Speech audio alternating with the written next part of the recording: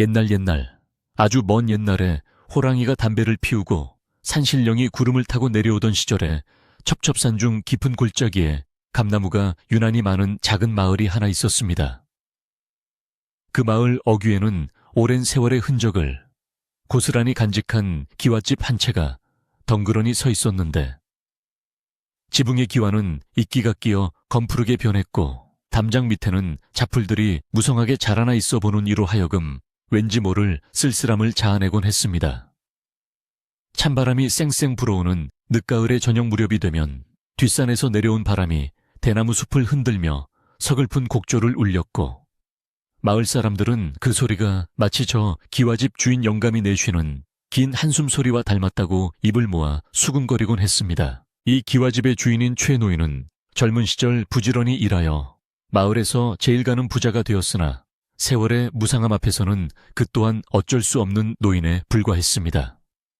호랑이 기운처럼 정정하던 최 노인은 지난 겨울부터 시름시름 앓기 시작하더니 이제는 제 힘으로 일어나 앉지도 못할 만큼 기력이 쇠하여 하루 종일 어두컴컴한 안방에 누워 천장만 바라보는 신세가 되고 말았습니다.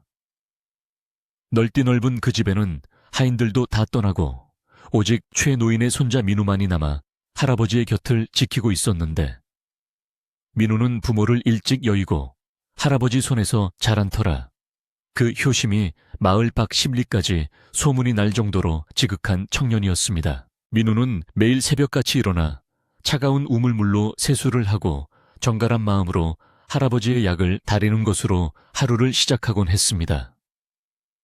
뒤뜰 장독대 옆에 쭈그리고 앉아 약탕기를 부채질하는 민우의 손등은 터져서 거칠어졌고, 매운 연기에 눈시울이 붉어지기 일쑤였지만 그는 단 한 번도 힘든 내색을 하지 않았습니다.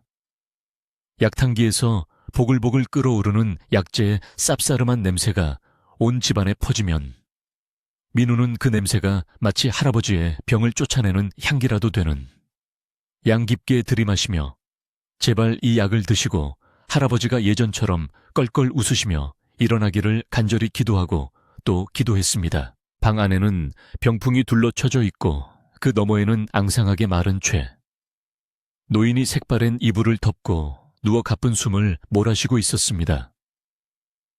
방 아랫목에는 녹그릇에 담긴 물 한 대접이 놓여 있었는데, 이는 방 안의 건조함을 막기 위해 민우가 수시로 갈아다 놓은 정성이었습니다.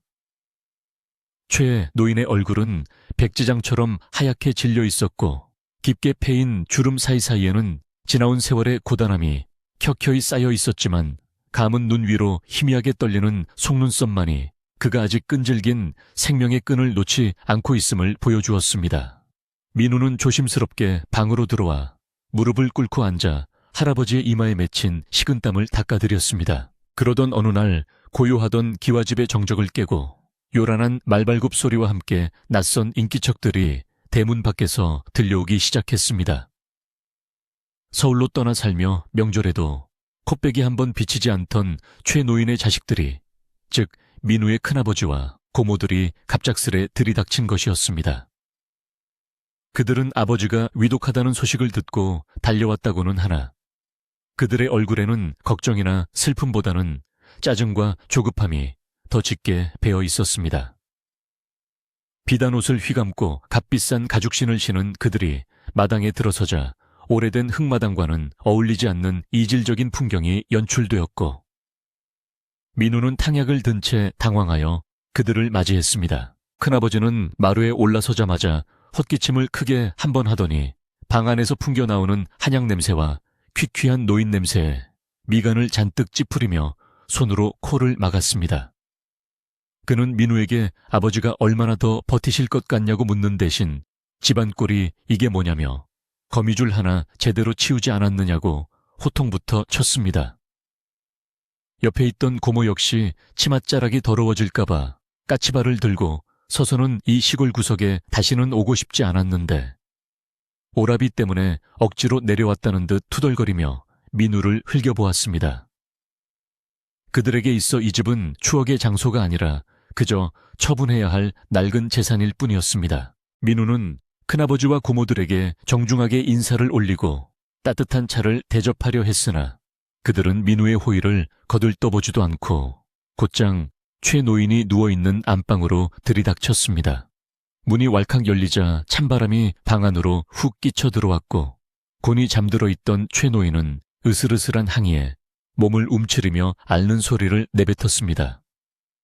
민우가 급히 달려가 이불을 여미어 드렸지만 자식들은 아버지의 야윈 손을 잡아보기는커녕 방 안 구석구석을 훑어보며 감나가는 물건이 어디 숨겨져 있는지 찾느라 눈동자를 굴리기 바빴습니다. 큰아버지는 아버지의 머리맡에 놓인 낡은 반다디를 툭툭 치며 열쇠가 어디 있느냐고 민우를 다그치기 시작했습니다.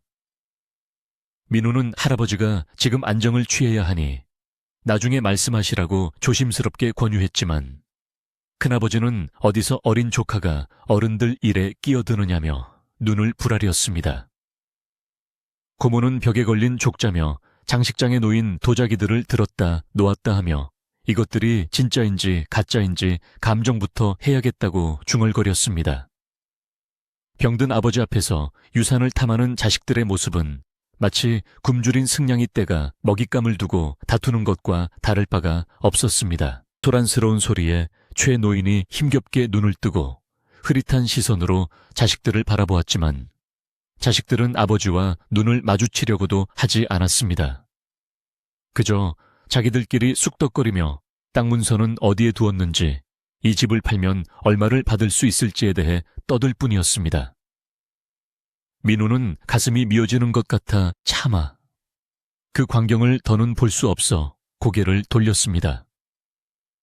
할아버지가 평생을 바쳐 일구어온 이 집과 가족이라는 울타리가 이제는 허망한 욕심 앞에서 속절없이 무너져 내리는 것만 같아 눈물이 핑 돌았습니다. 해질녘이 되어 날이 어둑어둑해지자 자식들은 이 낡은 집은 외풍이 심해 잠을 잘 수가 없다며 읍내에 있는 여관으로 나가겠다고 채비를 서둘렀습니다. 그들은 민우에게 밤새 아버지를 잘 감시하라고 혹시라도 숨겨둔 폐물을 빼돌리면 가만두지 않겠다는 으름장을 놓고는 썰물처럼 빠져나갔습니다. 요란했던 마당이 다시 고요해지자 민우는 긴 한숨을 내쉬며 마루 끝에 주저앉았습니다. 차라리 그들이 오지 않았던 때가 더 평화롭고 따뜻했던 것 같다는 생각이 들어 마음이 무겁게 가라앉았습니다. 밤이 깊어지자 산바람은 더욱 거세게 불어와 창호지 문을 덜컹거리게 했고 뒤뜰의 대나무 숲은 스산한 울음소리를 내며 몸을 비틀었습니다.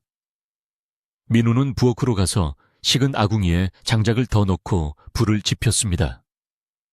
타닥타닥 타오르는 장작 불빛을 바라보며 민우는 어린 시절 할아버지 무릎에 앉아 옛날 이야기를 듣던 때를 떠올렸습니다. 그때는 온 가족이 둘러앉아 고구마를 까먹으며 웃음꽃을 피웠는데 이제는 그 온기가 다 어디로 사라져 버렸는지 알 수가 없었습니다. 민우는 따뜻해진 아랫목을 확인하고 다시 할아버지의 방으로 들어와 촛불 심지를 돋우었습니다. 방 안은 은은한 촛불빛으로 가득 찼고 최 노인의 거칠어진 숨소리만이 규칙적으로 들려왔습니다. 민우는 할아버지의 손을 잡고 굳은 살이 박힌 손바닥을 어루만지며 속으로 말을 걸었습니다. 할아버지, 제가 여기 있어요. 아무 걱정 마시고 푹 주무세요. 제가 이 집도 할아버지도 끝까지 지킬게요. 민우의 진심이 통했는지 최 노인의 미간에 잡혀있던 주름이 조금은 편안하게 펴지는 듯했습니다. 그때 문 밖에서 부스럭거리는 소리가 들려 민우는 귀를 기울였습니다. 고양이나 산짐승이 지나가는 소리인가 싶어 문을 살짝 열어보니 마당 한가운데 심어진 오래된 감나무 가지가 바람에 흔들리고 있었습니다. 그 감나무는 민우가 태어나던 해에 할아버지가 심어주신 나무로 매년 가을이면 붉게 익은 감을 주렁주렁 매달아 민우의 간식거리가 되어주던 소중한 친구였습니다. 잎이 다 떨어지고 앙상한 가지만 남은 감나무가 마치 민우를 위로하듯 달빛 아래서 묵묵히 서 있는 모습을 보며 민우는 묘한 동질감을 느꼈습니다. 다시 방으로 들어온 민우의 시선이 문득 할아버지가 베고 있는 베개에 머물렀습니다. 그것은 십수년도 더 된 낡은 메밀 베개였는데 천은 닳아서 반질반질해졌고 모서리의 자수는 세기발의 형체를 알아보기 힘들 정도였습니다. 자식들이 비단으로 만든 새 베개를 사다 드려도 최 노인은 한사코 이 낡은 베개만을 고집하며 절대 머리맡에서 치우지 못하게 했습니다. 민우는 그저 할아버지가 옛 물건을 아끼는 성품이라 그러신 줄로만 알았지 그 속에 어떤 사연이 있는지는 전혀 짐작조차 하지 못했습니다. 민우가 잠시 조는 사이 최 노인이 목이 마른지 밭은 기침을 하며 민우의 이름을 불렀습니다. 화들짝 놀라 깬 민우는 서둘러 물을 떠다가 숟가락으로 조심스럽게 할아버지의 입에 흘려 넣었습니다. 물을 삼킨 최 노인은 힘겹게 눈을 뜨고 민우를 응시하더니 떨리는 손을 들어 자신의 머리 밑에 있는 그 낡은 베개를 가리켰습니다. 그의 눈빛은 병석에 누운 노인의 것이라고는 믿기지 않을 만큼 맑고 강렬하게 빛나고 있었는데 마치 무언가 아주 중요한 이야기를 하려는 듯 입술을 달싹거렸습니다. 민우는 숨을 죽이고 할아버지의 입가에 귀를 가져다 대었습니다. 밤새 내리던 서리가 하얗게 내려앉아 기와 지붕이 은빛으로 반짝이는 이른 아침이 밝았습니다. 민우는 지난밤 할아버지가 무언가 말씀하시려다 기력이 다하에 다시 깊은 잠에 빠져드신 것을 확인하고는 뜬 눈으로 밤을 지새운 채 아침을 맞이했습니다. 마당의 장독대 위에는 살얼음이 얇게 얼어 있었고 우물가에 심어진 버드나무 가지는 찬바람에 흔들리며 가늘게 몸을 떨고 있었습니다. 민우는 무거운 몸을 일으켜 부엌으로 들어가 쌀을 씻기 시작했는데 차가운 물에 손을 담그자 손끝이 아려왔지만 그 차가움이 오히려 복잡한 머릿속을 맑게 해주어 정신을 차리는데 도움이 되었습니다. 그는 정성스럽게 쌀을 불리고 약탕기에 새 물을 부으며 오늘도 할아버지가 무사히 하루를 넘기시길 간절히 바라는 마음을 담아 불씨를 살렸습니다. 그러나 그 고요하고 평화로운 아침의 정적은 그리 오래가지 못했습니다. 해가 중천에 뜨기도 전에 대문이 요란하게 열리는 소리와 함께 읍내 여관에서 밤을 보낸 큰아버지와 고모들이 다시 들이닥쳤기 때문입니다. 그들은 밤새 딱딱한 잠자리에서 잠을 설쳤다며 투덜거리는 소리로 마당을 시끄럽게 울렸고 마치 점령군이라도 된 듯 위세등등하게 집 안으로 들어섰습니다. 큰아버지는 마당에 들어서자마자 마음에 들지 않는다는 듯 혀를 차며 이 낡은 집을 헐고 새로 지으면 돈이 얼마나 들지 계산부터 하는 눈치였고 고모들은 부엌 아궁이에 그 으름을 보며 옷의 냄새가 벨까봐 코끝을 찡그리며 연신 손부채질을 해댔습니다. 그들의 등장만으로도 집안의 온기는 순식간에 사라지고 차가운 욕망의 기운이 감돌기 시작했습니다. 큰아버지는 곧장 사랑방으로 향하지 않고 창고와 헛간을 기웃거리며 먼지 쌓인 농기구들과 오래된 뒤주들을 뒤지기 시작했습니다. 그는 아버지인 최 노인이 평생 모은 재산을 어딘가에 숨겨두었을 것이라 굳게 믿고 있었기에 쥐잡듯이 집안 곳곳을 수색하려는 심산이었습니다. 덜그럭거리는 소리와 함께 오래된 물건들이 바닥으로 내팽개쳐졌고 민우가 어릴 때 타고 놀던 목마조차 구석으로 처박히는 신세가 되었습니다. 민우는 부엌에서 나오다 그 광경을 목격하고는 가슴이 철렁 내려앉았으나 어른들의 하는 일에 함부로 나설 수가 없어 그저 입술만 깨물며 지켜볼 수밖에 없었습니다. 큰아버지의 눈빛은 탐욕으로 번들거렸고 그 모습은 마치 병든 아버지를 걱정하는 아들이 아니라 숨겨진 보물을 찾는 도굴꾼의 모습과 다를 바가 없었습니다. 한편 부엌으로 들어온 고모들은 찬장을 열어 녹그릇과 사기그릇들을 꺼내어 보며 이것들이 골동품으로서 가치가 있는지 품평하기 바빴습니다. 민우가 아침 일찍 정성스레 끓여놓은 흰죽이 솥 안에서 김을 모락모락 피우고 있었지만 그들은 아버지의 끼니를 챙길 생각은 안중에도 없었습니다. 오히려 막내 고모는 낡은 부뚜막을 지팡이로 툭툭 치며 이런 구식 부엌에서 어떻게 밥을 해먹고 살았냐며 비아냥거렸습니다. 그녀들의 목소리는 날카롭고 높아서 안방 깊숙이 누워 계신 최 노인의 귀에까지 그 소란스러움이 닿을까. 민우는 전전긍긍하며 안방문을 더 꼭 닫아야만 했습니다. 집안의 모든 물건이 그들의 손을 타며 비명 아닌 비명을 지르는 듯 했습니다. 그때 마을 어귀에서부터 지팡이를 짚고 천천히 걸어오시는 분이 있었으니 바로 옆집에 사는 월매 할머니였습니다. 월매 할머니는 최노인과 오누이처럼 지내며 평생을 이 마을에서 함께 늙어온 분으로 민우에게는 친할머니나 다름없는 존재였습니다. 할머니는 아침부터 최노인의 집에서 들려오는 낯설고 소란스러운 소리에 걱정이 되어 갓 쪄낸 따끈한 시루떡을 배보자기에 싸들고 찾아오신 것이었습니다. 대문에 들어선 월매 할머니는 마당에 널브러진 물건들과 낯선 이들이 집안을 휘젓고 다니는 광경을 보고는 단박에 사태를 파악하고 혀를 쯧쯧 찼습니다. 그녀의 눈가에 깊게 패인 주름이 근심으로 더욱 짙어졌고 평화롭던 이 집에 들이운 먹구름을 안타까워하는 기색이 역력했습니다. 월매 할머니는 부엌 앞에서 어쩔 줄 몰라 서성이는 민우를 발견하고는 조용히 손짓하여 뒤뜰 우물가로 불러냈습니다. 뒤뜰은 앞마당의 소란스러움과는 달리 대나무 숲이 바람을 막아주어 고요했고 앙상한 감나무만이 묵묵히 서 있어 잠시 숨을 돌릴 수 있는 공간이었습니다. 할머니는 민우의 거친 손을 자신의 따뜻한 두 손으로 꼭 감싸쥐며 가져온 시루떡을 민우의 손에 쥐어주었습니다. 민우야, 많이 힘들지. 저 사람들이 하는 꼴을 보니 내 속이 다 뒤집히는데 너는 오죽하겠느냐. 할머니의 따뜻한 목소리에 민우는 꾹 참았던 눈물이 왈칵 쏟아질 것만 같아 고개를 푹 숙였습니다. 할머니는 민우의 어깨를 토닥이며 나직하지만 단호한 목소리로 말씀하셨습니다. 하지만 민우야, 이럴 때일수록 네가 정신을 바짝 차려야 한다. 사람은 누구나 마음속에 욕심이라는 짐승을 키우기 마련인데 저들은 지금 그 짐승에게 잡아먹힌 개야. 네가 같이 화를 내거나 싸우려 들면 똑같은 사람이 되는 거란다. 할머니는 잠시 숨을 고르시고는 우물 안에 깊고 맑은 물을 바라보며 말을 이었습니다.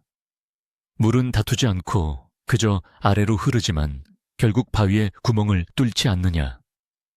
너의 그 착하고 올곧은 효심이 저들의 헛된 욕심보다 더 강하다는 걸 잊지 말거라.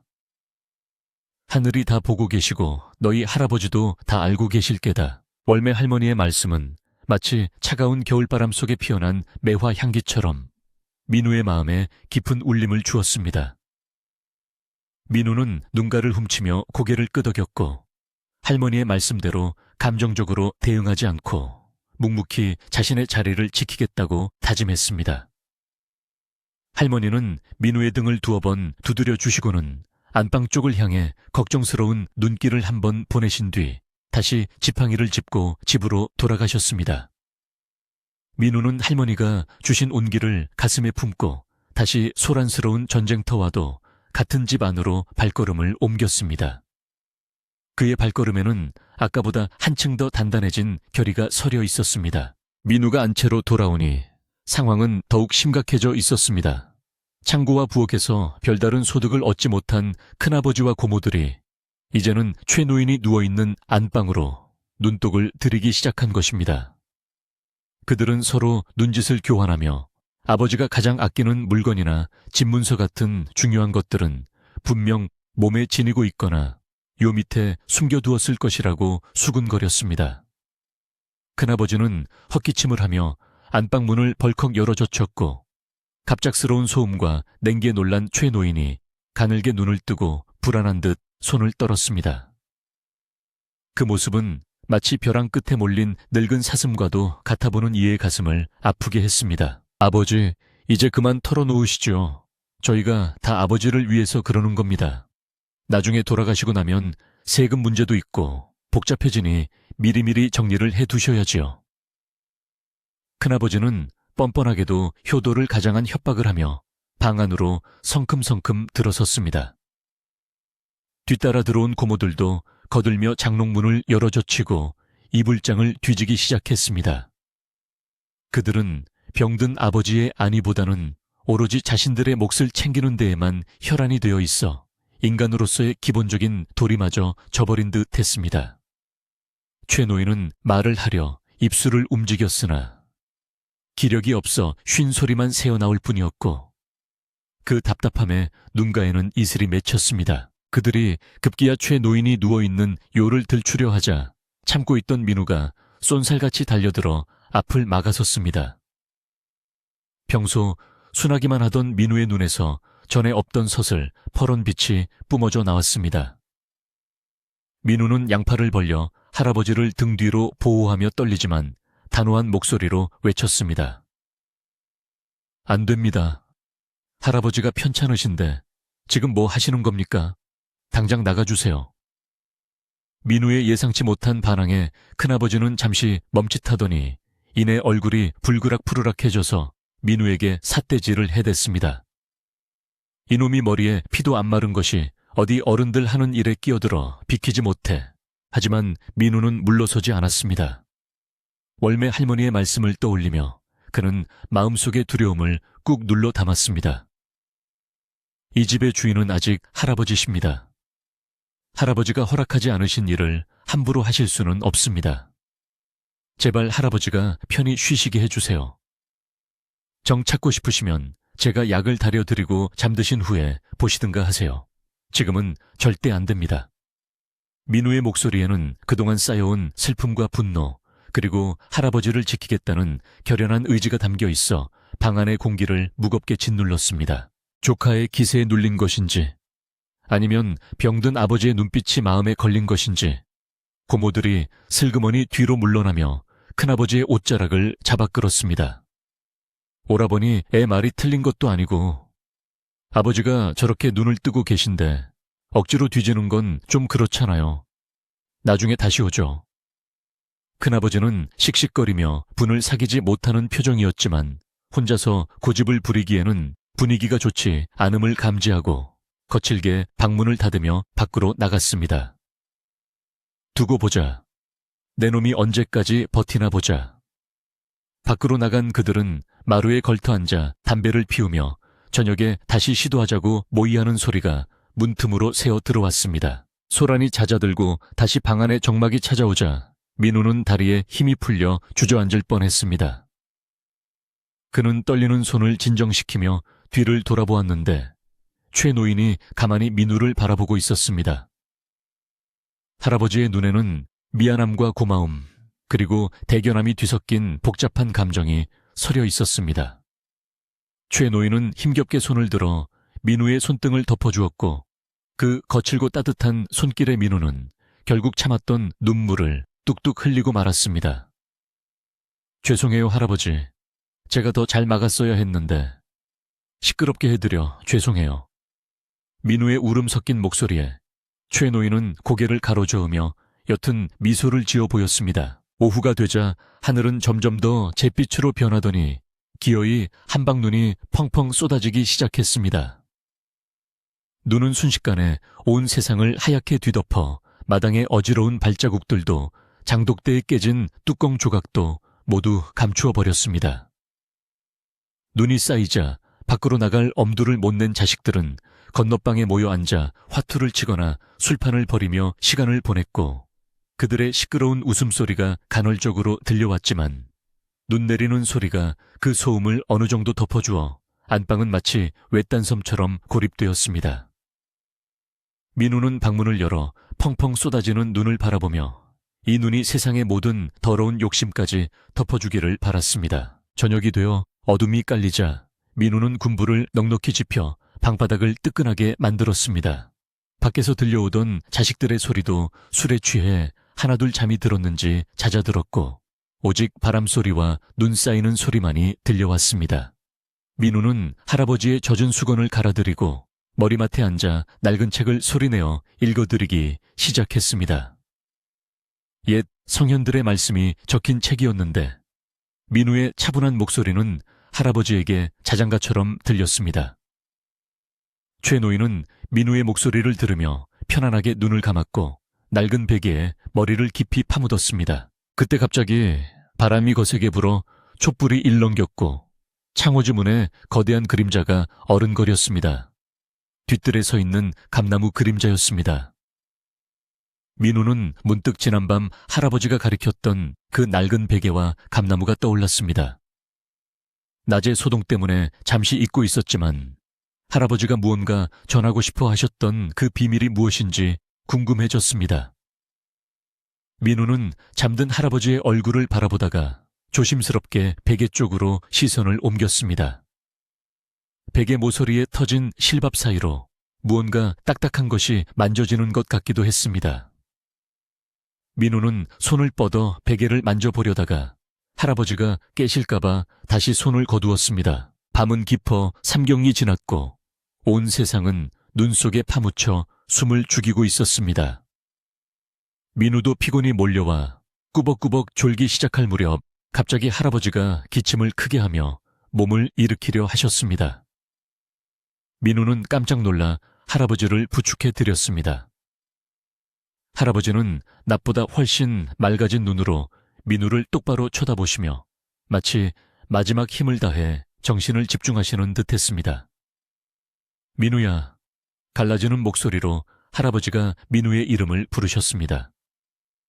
민우는 직감적으로 지금이 아주 중요한 순간임을 깨닫고 할아버지의 입가의 귀를 가까이 댔습니다.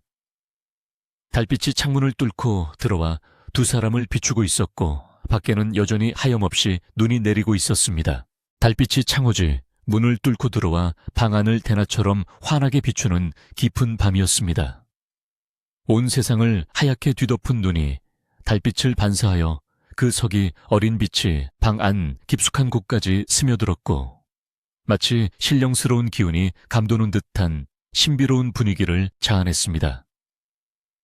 밖에서는 가끔씩 들려오던 소쩍새 소리마저 뚝 끊겼고 건너방에서 술에 취해 골아떨어진 큰아버지와 고모들의 코골며 자는 소리만이 희미하게 들려와 이 집안의 정막을 더욱 강조할 뿐이었습니다. 민우는 숨소리조차 크게 낼 수 없는 이 고요함 속에서 기적처럼 정신이 맑아진 할아버지의 눈동자를 마주하며 떨리는 가슴을 진정시켜야 했습니다. 최노인은 마치 꺼지기 직전의 촛불이 마지막으로 가장 밝게 타오르듯 혼미하던 정신을 가다듬고 놀라울 정도로 또렷한 목소리로 말을 이어갔습니다. 그는 앙상하게 마른 손을 뻗어 민우의 두 손을 꼭 잡았는데 그 손아귀 힘이 병석에 누운 노인의 것이라고는 믿기지 않을 만큼 단단했습니다. 민우야, 내 말을 잘 듣거라. 지금부터 내가 하는 말은 저 건너방에 있는 내 아비나 고모들은 절대 알아서는 안 되는 오직 너와 나만이 아는 이야기여야 한다. 할아버지의 비장한 목소리에 민우는 침을 꼴깍 삼키며 고개를 크게 끄덕였습니다. 할아버지의 눈빛에는 평생을 살아온 한 가장의 무게와 마지막을 준비하는 사람의 결연함이 담겨 있었습니다. 사람들은 내가 이 기와집을 지키려고 그토록 애를 쓴 것이 단순히 돈 욕심 때문이라고 생각할 게다. 하지만 민우야 집이라는 것은 나무 기둥과 흙으로만 지어지는 것이 아니다. 그 안에는 우리 조상님들의 숨결이 배어 있고 네가 태어나서 자라온 추억이 서려 있으며 앞으로 네가 지켜나가야 할 혼이 담겨 있는 곳이란다. 최 노인은 잠시 숨을 고르며 천장을 바라보았습니다. 석가래 하나하나에 서린 지난날의 기억들이 주마등처럼 스쳐 지나가는 듯했습니다. 그는 자식들이 집을 팔아치울 궁리만 하는 것을 이미 다 알고 있었기에 그 안타까움과 배신감에 가슴이 미어지는 듯했지만 이제는 그 모든 감정을 초월하여 오직 민우에게 희망을 걸고 있었습니다. 최 노인은 잡고 있던 민우의 손을 끌어다가 자신의 머리 밑에 있던 그 낡은 메밀, 베개 위로 가져갔습니다. 내가 왜 비단 베개를 마다하고 이 냄새나고 딱딱한 베개를 고집했는지 아느냐. 다들 노인네의 옹고집이라고 혀를 찼지만 여기에는 그럴 만한 이유가 있었느니라. 민우는 손끝에 닿는 낡은 광목천의 거친 질감을 느끼며 할아버지의 다음 말을 기다렸습니다. 베개 속에서는 바스락거리는 메밀 껍질 소리가 들려왔는데 그 소리가 마치 할아버지의 지난 세월을 속삭이는 소리처럼 들렸습니다. 방문갑 서랍을 열어보거라. 그 안에 작은 가위가 있을 것이다. 그걸 가져와서 이 베개의 옆면을 뜯어보거라. 할아버지의 지시에 민우는 조심스럽게 문갑에서 가위를 꺼내왔습니다. 손이 떨려 자칫하면 할아버지를 다칠까봐 겁이 났지만 할아버지의 눈빛이 너무나 확고하여 거역할 수가 없었습니다. 민우는 베개 모서리에 닳고 다른 실밥 사이로 가위날을 집어넣고 조심스럽게 올을 끊어냈습니다. 툭투둑 실이 끊어지는 소리가 고요한 방 안에 유난히 크게 울렸고 그 틈으로 검은 메밀 껍질들이 우수수 쏟아져 나왔습니다. 쏟아진 메밀 껍질 사이로 누런 기름종이에 쌓인 작고 단단한 물건 하나가 모습을 드러냈습니다. 민우는 할아버지의 눈짓에 따라 그 물건을 집어들었습니다. 기름종이를 벗겨내자 녹이 슬지 않도록 헝겊으로 꼼꼼하게 감싸놓은 묵직한 쇠, 열쇠 하나와 붓글씨가 빼곡히 적힌 종이 한 장이 나왔습니다.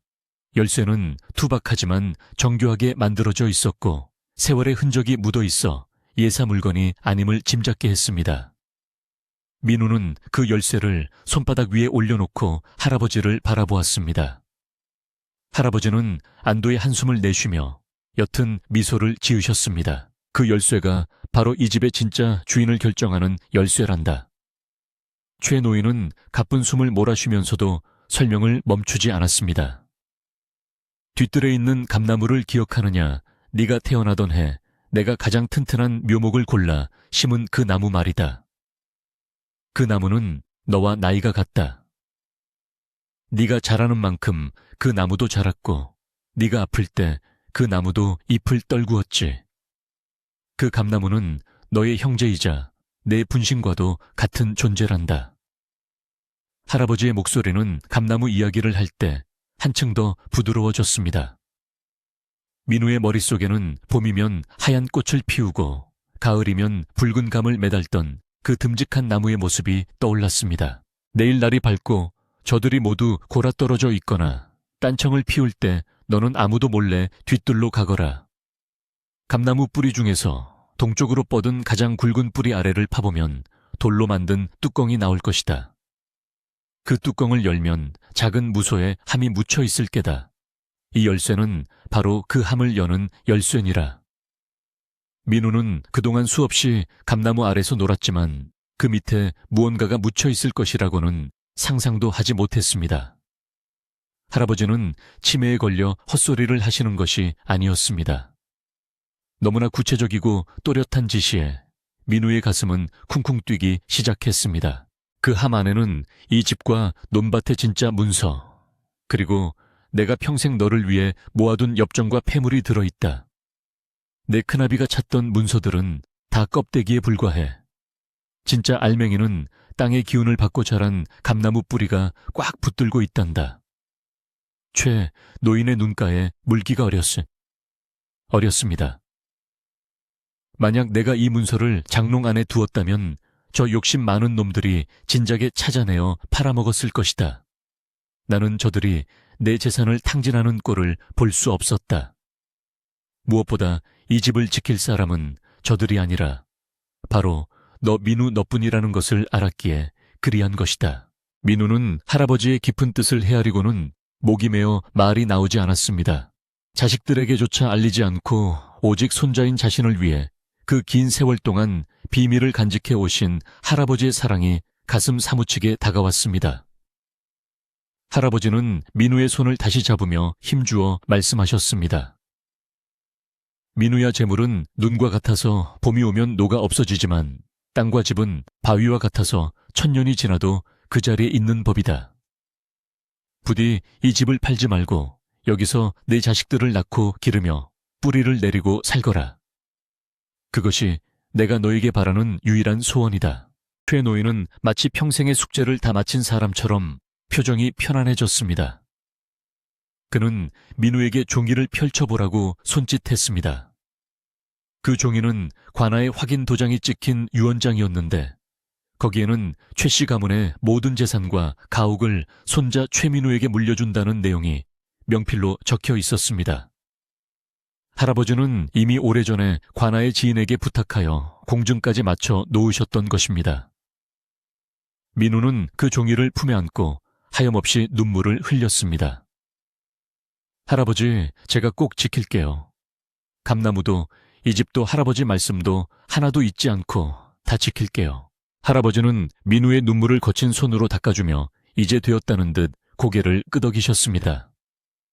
울지 마라. 사내 대장부가 함부로 눈물을 보이는 법이 아니다. 너는 이제 이 집의 가장이다. 가장은 흔들리면 안 돼. 저 밖에 있는 승냥이 같은 무리 앞에서도 당당해야 한다. 할아버지의 말씀은 민우의 뼈에 사무칠 만큼 준엄하면서도 따뜻했습니다. 민우는 눈물을 훔치고 할아버지를 향해 큰절을 올렸습니다. 방바닥에 이마를 대고 흐느끼는 민우의 등 위로 할아버지의 시선이 따스한 햇살처럼 내려앉았습니다. 한참 후 민우는 할아버지의 지시에 따라 베개를 다시 꿰매기 시작했습니다. 서툰 바느질 솜씨였지만 한 땀 한 땀 정성을 다해 바늘을 찔러 넣었습니다. 메밀 껍질을 다시 채워넣고 터진 곳을 봉합하자 베개는 언제 그랬냐는 듯 다시 낡고 평범한 모습으로 돌아갔습니다. 민우는 열쇠와 유언장을 자신의 저고리 안주머니 깊숙한 곳에 넣어 핀으로 단단히 고정했습니다.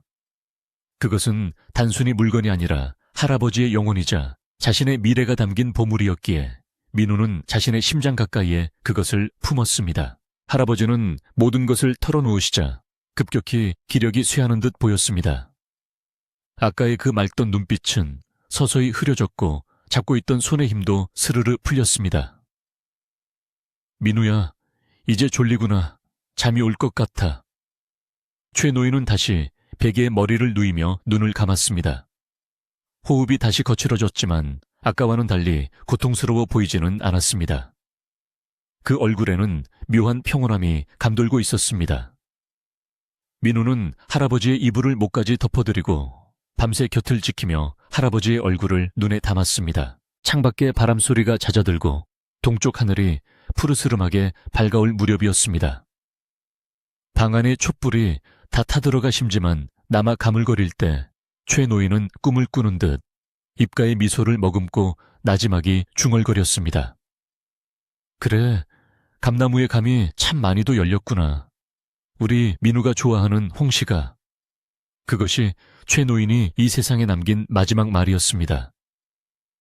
할아버지의 가슴이 천천히 내려앉더니 더 이상 오르지 않았습니다. 민우는 할아버지의 코 밑에 손가락을 대어 보았으나 더 이상 따뜻한 숨결은 느껴지지 않았습니다. 민우는 터져 나오는 통곡을 입으로 틀어막았습니다.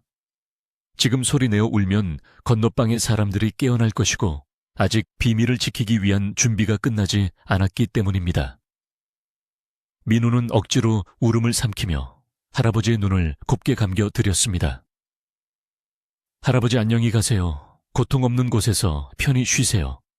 약속은 목숨을 걸고 지킬게요. 민우는 차갑게 식어가는 할아버지의 손을 자신의 뺨에 비비며 마지막 인사를 나누었습니다. 방안은 죽음이 찾아왔음에도 불구하고 무섭거나 차갑지 않았고 오히려 숭고하고 엄숙한 공기로 가득 찼습니다. 날이 완전히 밝아오자 아침 햇살이 창호지에 비치기 시작했습니다. 민우는 자리에서 일어나 옷매무새를 단정히 했습니다.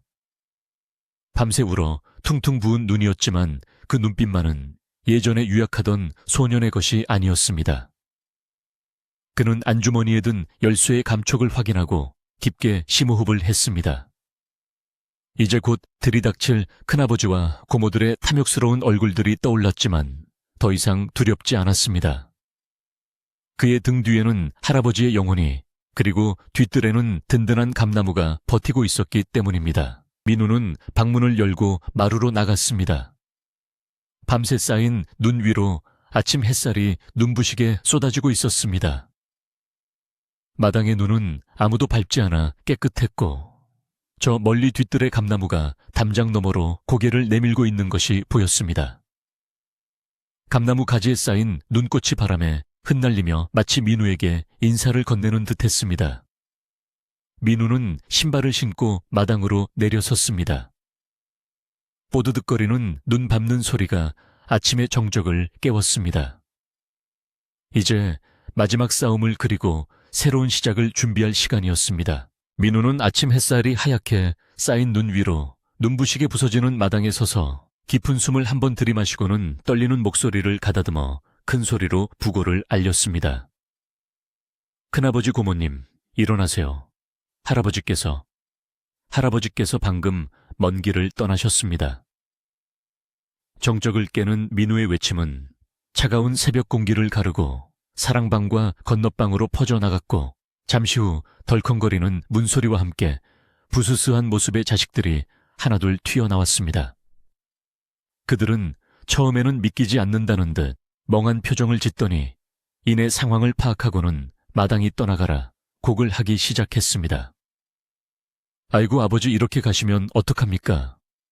그들의 울음소리는 요란했지만 민우의 귀에는 그 소리가 슬픔에 겨운 통곡이 아니라 마치 의례적인 연극 대사처럼 공허하게 들릴 뿐이었습니다. 장례는 마을 사람들의 도움으로 신속하게 준비되었는데 평소 최 노인의 인품을 존경했던 이웃들이 만사 제쳐두고 달려와 주었기 때문입니다. 남자들은 뒷산에 올라가 땅을 파고 상여를 맬 준비를 했으며 여자들은 부엌에서 조문객들을 대접할 음식을 장만하느라 분주하게 움직였습니다. 솥뚜껑이 열릴 때마다 하얀 김이 피어올랐고 전 부치는 기름 냄새와 육개장 끓이는 냄새가 집안 가득 퍼지며 장례식 특유의 어수선하면서도 비통한 분위기가 조성되었습니다. 민우는 상복으로 갈아입고 상주가 되어 빈소를 지켰는데 굵은 제복을 입은 그의 모습은 비록 야위였으나 눈빛만은 흔들림 없이 깊고 고요하여 보는 이들로 하여금 절로 고개를 숙이게 만들었습니다. 반면 상주 노릇을 해야 할 큰아버지는 곡을 하다가도 조문객들 틈에 섞여 땅값이니 집값이니 하는 이야기를 나누느라 정신이 없었습니다.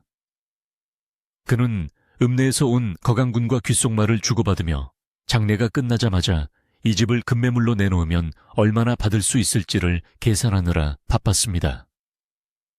고모들 역시 부의금함을 곁눈질하며 누가 얼마를 냈는지 확인하기에 급급했고 틈만 나면 안방에 들어가 혹시라도 민우가 빼돌린 폐물이 없는지 다시 한번 살피려는 기색이 역력했습니다. 아버지의 죽음 앞에서도 욕심을 버리지 못하는 그들의 추악한 모습에 조문을 온 마을 어르신들은 혀를 차며 수군거렸지만 그들은 아랑곳하지 않고 자신들의 입속 챙기기에만 혈안이 되어 있었습니다. 3일장이 치러지는 동안 민우는 한잠도 자지 않고 빈소를 지키며 할아버지의 마지막 가시는 길을 배웅했습니다. 향이 타들어가며 내뿜는 연기 속에서 민우는 할아버지의 영정을 바라보며 지난밤 나누었던 약속을 되새기고 또 되새겼습니다. 밤이 되면 산바람이 문풍지를 울리며 서글프게 울어댔고 그 소리에 맞춰 민우는 속으로 눈물을 삼키며 다짐했습니다. 할아버지 부디 편히 가세요. 이 집은 제가 목숨을 걸고 지키겠습니다.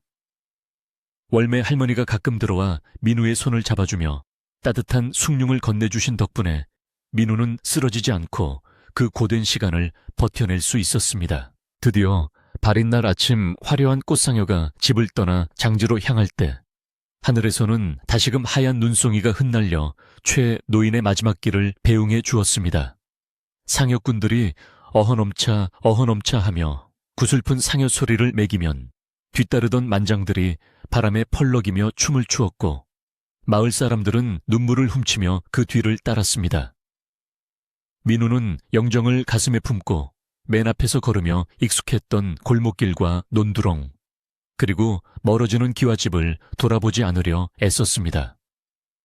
하관을 하고 봉분을 쌓고 때를 입히는 동안 민우는 흙 한 줌 한 줌에 자신의 슬픔을 담아 묻었고 그렇게 최 노인은 평생을 사랑했던 고향 땅에 영원히 잠들었습니다. 장례 절차가 모두 끝나고 집으로 돌아오자 집안은 텅 빈 것처럼 공허하고 쓸쓸했습니다. 그러나 그 쓸쓸함을 느낄 새도 없이 큰아버지는 마루 한가운데 떡하니 자리를 잡고 앉아 가족 회의를 소집했습니다. 그는 이제 거칠 것이 없다는 듯 거만한 태도로 담뱃대를 두드리며 민우를 노려보았습니다. 자, 이제 아버님도 가셨으니 정리를 해야지. 민우야, 너는 아버님이 남기신 집문서랑 땅 문서, 그리고 통장 같은 거 어디다 뒀는지 이실 찍고 해라. 내가 장남이니 당연히 내가 관리해야 맞지 않겠느냐. 옆에 앉은 고모들도 고개를 끄덕이며 빨리 내놓으라고 재촉했습니다. 민우는 무릎을 꿇고 앉아 있었지만 고개는 숙이지 않고 똑바로 큰아버지를 응시했습니다. 그의 품속에는 할아버지가 주신 열쇠와 유언장이 뜨겁게 맥박치고 있었습니다. 큰아버지, 이 집과 땅은 팔 수 없습니다.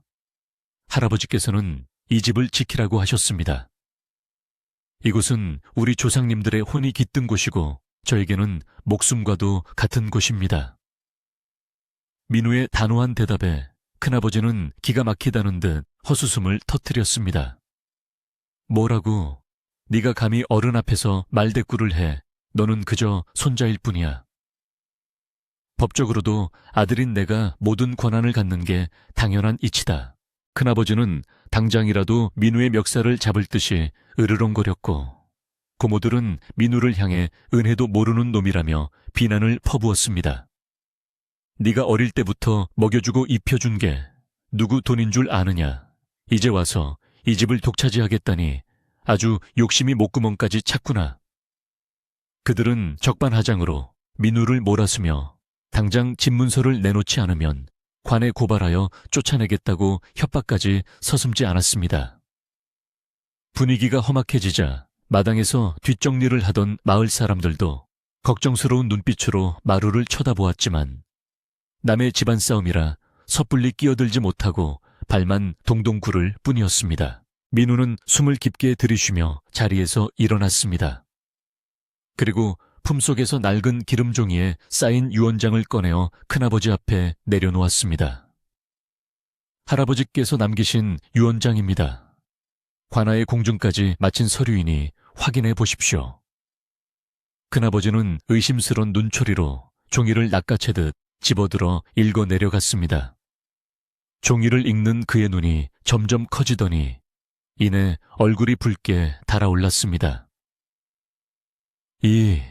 이게 무슨 소리야. 전 재산을 손자 최민우에게 상속한다니. 아버지가 노망이 나셨던 게 분명해.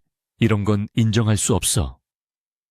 큰아버지는 유언장을 구겨 던지며 고래고래 소리를 질렀습니다. 하지만 민우는 동요하지 않고 주머니에서 투박한 소의 열쇠를 꺼내어 보였습니다. 그리고 할아버지께서는 또 다른 유산을 남기셨습니다. 진짜 중요한 것은 집 안에 있는 게 아니라 뒷뜰에 있습니다. 다들 저를 따라오시지요. 민우의 당당한 태도에 기가 눌린 자식들은 반신반의하면서도 혹시나 금덩이라도 숨겨져 있을까 하는 기대감에 쭈뼛쭈뼛 자리에서 일어나 민우의 뒤를 따랐습니다. 민우는 앞장서서 눈 쌓인 뒷뜰로 향했고 사람들은 호기심 어린 눈으로 그 뒤를 쫓아 우르르 몰려갔습니다. 뒷뜰에는 앙상한 가지를 드러낸 감나무 한 그루가 눈을 맞으며 묵묵히 서 있었습니다. 민우는 할아버지가 말씀하신 대로 동쪽으로 뻗은 가장 굵은 뿌리 근처의 눈을 손으로 치우기 시작했습니다. 손이 시려 감각이 없어질 정도였지만 민우는 아랑곳하지 않고 삽을 가져와 언 땅을 파내려 갔습니다. 꽁꽁 언 땅이라 삽질이 쉽지 않았지만 민우의 임에는 땀방울이 맺혔습니다. 큰아버지와 고모들은 팔짱을 끼고 서서 저기 뭐가 있다고 저러는 거야 하며 투덜거렸지만 그들의 시선은 구덩이에서 떼지 못했습니다. 한참을 파내려 가자 탁 하는 둔탁한 소리와 함께 삽 끝에 딱딱한 돌 뚜껑이 걸렸습니다. 민우가 흙을 걷어내고 돌 뚜껑을 들어 올리자 그 안에는 녹이 슬지 않은 무쇠함 하나가 고스란히 묻혀 있었습니다. 민우는 함을 꺼내어 눈 위에 올려놓고 가지고 있던 열쇠를 자물쇠 구멍에 꽂았습니다. 철컥하는 경쾌한 소리와 함께 자물쇠가 열렸고 뚜껑이 열리자 그 안에는 비단 보자기들이 차곡차곡 쌓여 있었습니다. 사람들의 시선이 일제히 함 안으로 쏠렸고 침을 삼키는 소리가 여기저기서 들려왔습니다. 민우가 첫 번째 보자기를 풀자 그 안에는 묵직한 엽전 꾸러미와 대대로 내려오는 옥반지 비녀 같은 폐물들이 들어있었습니다. 고모들의 눈이 휘둥그레지며 탄성을 질렀습니다. 하지만 민우는 그것들에 눈길도 주지 않고 두 번째 보자기를 풀었습니다. 그 안에는 이 집의 진짜 집 문서와 논밭 문서들, 그리고 할아버지가 친필로 쓴 편지 한 통이 들어 있었습니다. 민우는 편지를 펼쳐 큰 소리로 읽었습니다. 이 함을 여는 자가 이 집의 진정한 주인이다. 나의 피와 땀이 서린 이 터전을 지킬 자격이 있는 자는 오직 효심 깊은 내 손자 민우뿐이다. 누구도 이 아이의 권리를 침해하지 말라. 편지를 다 읽은 민우는 큰아버지와 고모들을 향해 단호하게 말했습니다. 보시다시피 할아버지의 뜻은 명확합니다. 이 폐물들은 큰아버지와 고모님들이 가져가십시오. 할아버지가 마지막으로 주시는 선물이라 생각하세요. 하지만 이 집과 땅 문서는 제가 가집니다. 이것들은 팔아서 돈으로 바꿀 수 있는 물건이 아니라 제가 평생 가꾸고 지켜야 할 할아버지의 마음이기 때문입니다.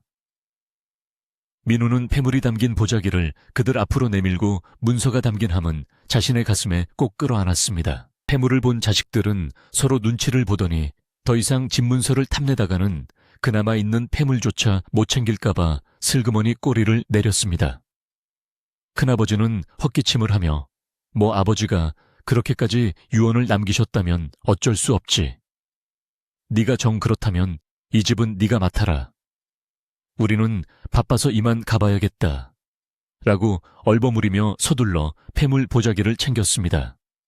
고모들도 서로 좋은 것을 차지하려고 티격태격하며 민우에게 작별 인사도 제대로 하지 않은 채 도망치듯 대문을 빠져나갔습니다. 그들의 뒷모습은 마치 먹이를 챙겨 달아나는 쥐떼처럼 초라하고 비굴해 보였습니다. 소란스럽던 사람들이 모두 떠나고 마당에는 다시 고요한 평화가 찾아왔습니다. 민우는 함을 든 채 감나무 아래 주저앉아 참았던 눈물을 터뜨렸습니다. 서러움의 눈물이 아니라 할아버지의 뜻을 지켜냈다는 안도감과 벅찬 감동의 눈물이었습니다. 월매 할머니가 다가와 민우의 어깨를 감싸 안으며 장하다 내 새끼, 정말 장해. 네 할아버지가 하늘에서 보고 춤을 추시겠구나 하고 위로해 주었습니다. 민우는 눈물 젖은 눈으로 감나무를 올려다보았습니다. 바람에 흔들리는 가지가 마치 할아버지의 손길처럼 민우의 머리를 쓰다듬어 주는 것 같았습니다. 시간은 흘러 혹독했던 겨울이 지나고 어느덧 남쪽에서 따뜻한 바람이 불어오기 시작했습니다. 처마 끝에 매달려 있던 고드름이 녹아 맑은 물방울이 되어 떨어지고 얼어붙었던 땅이 녹으면서 마당 구석구석에는 파릇파릇한 새싹들이 고개를 내밀었습니다. 민우는 겨우내 방치되었던 집안 곳곳을 수리하기 시작했습니다. 삭은 기와를 새 것으로 교체하고 찢어진 창호지를 걷어내고 국화잎을 넣어 만든 새 창호지로 문을 발랐습니다. 마당에 잡초를 뽑고 무너진 담장을 쌓아 올리니 폐가처럼 쓸쓸했던 기와집은 다시금 생기와 활력이 넘치는 보금자리로 변모해 갔습니다. 민우는 할아버지의 유산으로 마을의 가난한 이웃들을 돕고 서당을 열어 아이들에게 글을 가르치기 시작했습니다. 그의 착한 성품과 효심은 널리 알려져 마을 사람들은 그를 감나무집 최서방이라 부르며 칭송했습니다. 민우가 가르치는 아이들의 글 읽는 소리가 담장을 넘어 울려 퍼지면 지나가던 사람들도 발걸음을 멈추고 흐뭇한 미소를 지었습니다. 그 옛날 쓸쓸했던 바람소리 대신 이제는 맑고 경쾌한 웃음소리가 기와집의 석가래마다 스며들었습니다. 어느 화창한 봄날 오후 민우는 뒤뜰 감나무 아래 평상에 앉아 낮잠을 즐기고 있었습니다. 감나무는 연두빛 새순을 틔우고 있었고 그 사이로 따스한 햇살이 비쳐내려와 민우의 얼굴을 간지럽혔습니다. 민우는 꿈결 속에서 하얀 도포를 입은 할아버지가 감나무 아래서 환하게 웃으며 손을 흔드시는 모습을 보았습니다. 할아버지의 표정은 더없이 평온해 보였고 그 곁에는 붉은 감들이 주렁주렁 매달려 황금빛으로 빛나고 있었습니다. 잠에서 깬 민우는 기지개를 켜며 감나무를 올려다보았습니다. 나뭇가지 사이로 파란 하늘이 바다처럼 펼쳐져 있었고 어디선가 날아온 까치 한 쌍이 둥지를 틀기 위해 부지런히 나뭇가지를 물어 나르고 있었습니다. 민우는 감나무 둥치를 쓰다듬으며 나직이 속삭였습니다. 할아버지 보고 계시죠? 저 잘하고 있어요. 내년 가을에는 감이 아주 많이 열릴 것 같아요. 산들바람이 불어와 민우의 볼을 스치고 지나갔고 그 바람 속에는 은은한 감꽃 향기가 섞여 있었습니다. 민우는 그 자리에 앉아 오래오래 행복한 미소를 지었습니다. 옛날 이야기는 여기서 끝이 나지만 그 감나무집의 따뜻한 온기는 지금도 바람을 타고 전해져 온다고 합니다. 착한 마음과 효심은 세월이 지나도 변치 않는 보물이라는 것을 저 밤하늘의 별들이 소곤소곤 이야기해주는 듯합니다. 여러분도 오늘 밤 마음속에 예쁜 감나무 한 그루 심어보시고 그 아래서 편안하고 행복한 꿈 꾸시길 바랍니다. 안녕히 주무세요.